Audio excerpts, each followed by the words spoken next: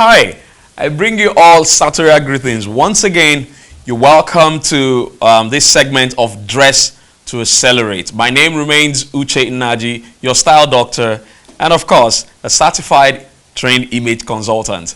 So guys, in continuation with our last topic, the topic on the importance of projecting the right image. So we had some people say, fake it till you make it. Why some others believe that, hey, you should just be yourself. And then in line with that being yourself, this is always my take, and this is what I believe. You don't have to believe it, but this is from experience of close to 2 decades of being in the rag business as a sartorialist. I can tell you that I've seen things happen based on doors open, based on presentation. For me, it's about presentations and projecting yourself the right way. You remember that saying they say, dress the way you want to be addressed, right? But for me, I say, if you want to be yourself, just go naked the way you came to the earth. That is as real as you can be, the way you came to earth. But if you want to interact with people as a social being and you want to advance in life, you want to make progress in life, you have to dress the part. You have to look the part. You have to show some level of decorum, some level of accommodation by not being naked, by not going to the streets naked. Because the guy that is sick, mentally sick on the road, is being real. The guy is just being real. The guy doesn't care. So if you don't care, you might as well follow that. But I know you wouldn't do that because you care. You're a more reasonable person. You have your faculties working. You know what I'm saying, guys? So we had some people sending some questions. I think we'll be able to take 2 for today's segment, and we're just going to talk about them. So someone behind the camera is going to read out the message to us while we listen. Okay, this is coming from Etido Paul. He said, I totally agree to this our culture. Please hold on. You said Etido Paul. What platform is it coming from, please? Sorry, that's Instagram. On Instagram. Okay, thank you. He said, I totally agree with this. Our culture seems to place priority on what they see than is inside it. I learned this the hard way 2 years ago when I almost lost a job with an ambassador. I dressed with a flip-flop to see him, and he had to ask if I am the one or he should wait for the main guy. Humans are visual beings. Okay, thank you for that comment. This person, the person that commented, who I am hoping would watch this sometime, dressed a certain way for a meeting with an ambassador. Now, the person did not tell us the political location that this happened, but I want to pick that it happened in Nigeria or in Africa.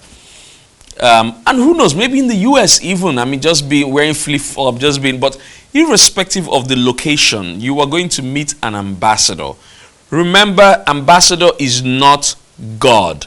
Ambassador is a visual being. Ambassador, whether it was, the person did not also tell us the agenda, whether it was a guy, a male, going to see a male ambassador or vice versa. Irrespective of that, the underlying principle is that of decorum, is that of a meeting.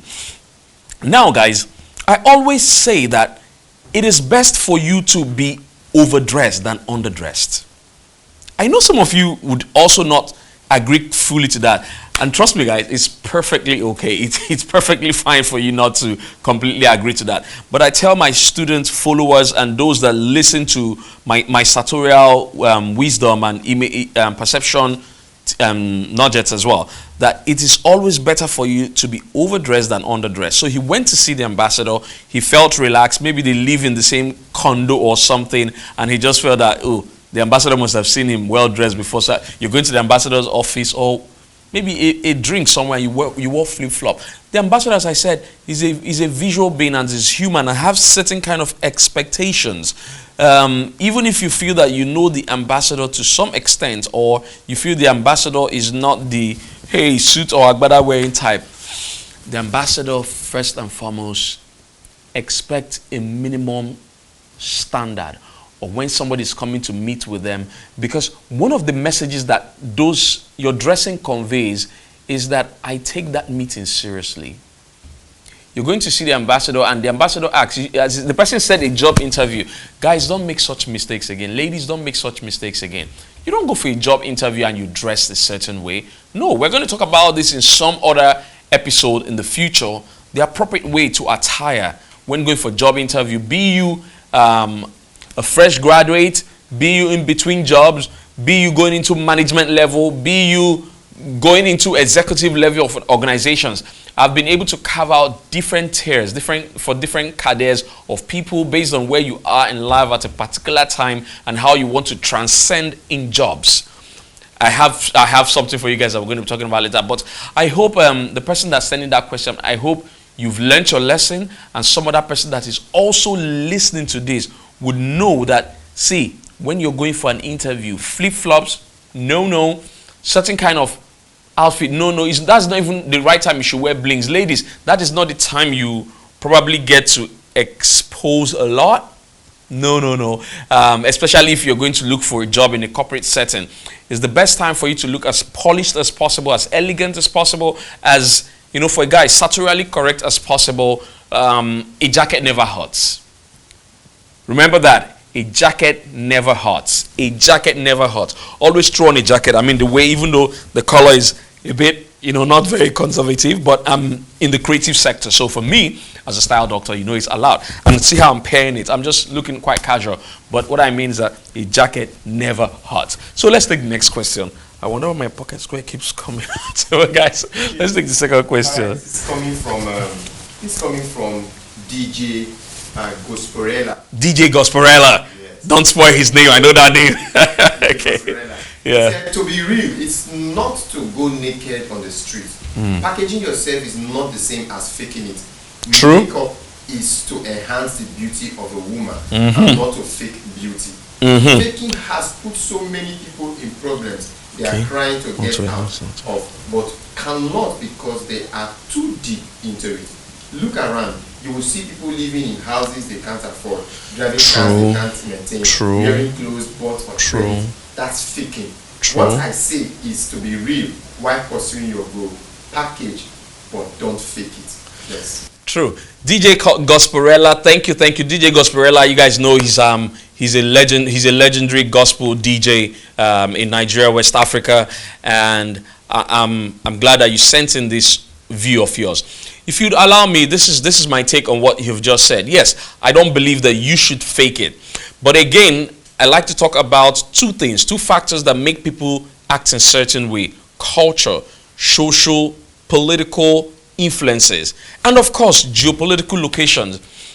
In a place like Nigeria, which we're recording from today, the predominant culture of how people tend to embrace those who, in quotes, are not very real to themselves is alarming, and it's something that I frown upon. It's something that I think we should all frown upon. I believe we should encourage people to be themselves, but being themselves should not stop them from packaging and presenting themselves appropriately.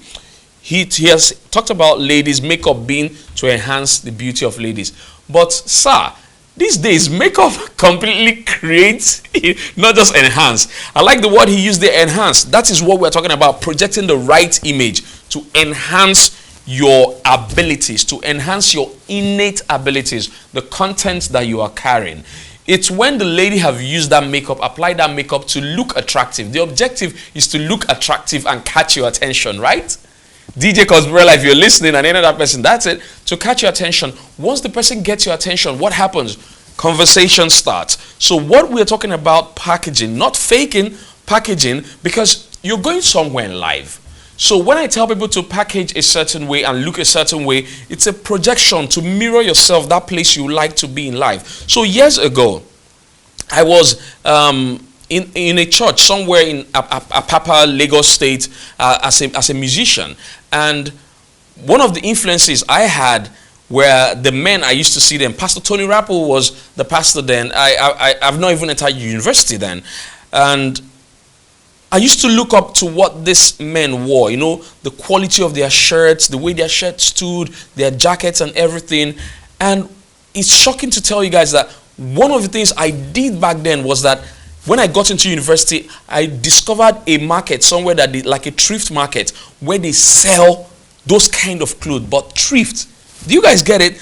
I was not faking. The price of those shirts were really, really, something I could afford, quite low. But as a student as well, I had nobody to impress, but I wanted to look like those men. So what I did was that I go to thrift and buy the second hand of those kind of shirts, wash them very well, iron them. As a student, I wear them, I look sharp, and it was me mirroring where I want to be tomorrow in life. And this is over 2 decades now. I can afford those things. I can wear those things effortlessly. It didn't put me in trouble back then. I didn't make effort to try to go buy the new ones. I mean, I'm talking about, most of the British luxury shirts like Thomas Pink and Co. I couldn't afford them back then. Not as if I even wear them now, but because I make shirts that are as good as those. And it's me then practicing for where I want to be in tomorrow. So the point is that you have to practice for where you are going to. Not fake it. If you can't afford a German machine of certain type right now, we're not saying that you go and borrow money to get it. No, you'll get into trouble. If you can't live in certain parts of town, hey guys, just aspire and save, walk towards it in life. You will get there someday. But if it's you just being real, letting everybody know that things are not working for you, this is where you are in life, you will be like that lady that the contract would have been given to, but because she did not drive in there with a certain kind of vehicle, she probably went in there with hailed a cab and went in there, and those people looked at her that, oh no, you can't be coming to Knightsbridge, you can't be coming to a place like Sandhurst and Santon, or coming to Bel Air, and you are hailing a cab. You should be able to drive something if you want to come to us and take contract to build a house or do interior. That's how the world works. And until the next time I see you guys again, I would always tell you, it's only God that sees the heart. Man sees you before they hear you. So remain sartorially correct, and join you next time. See you next time.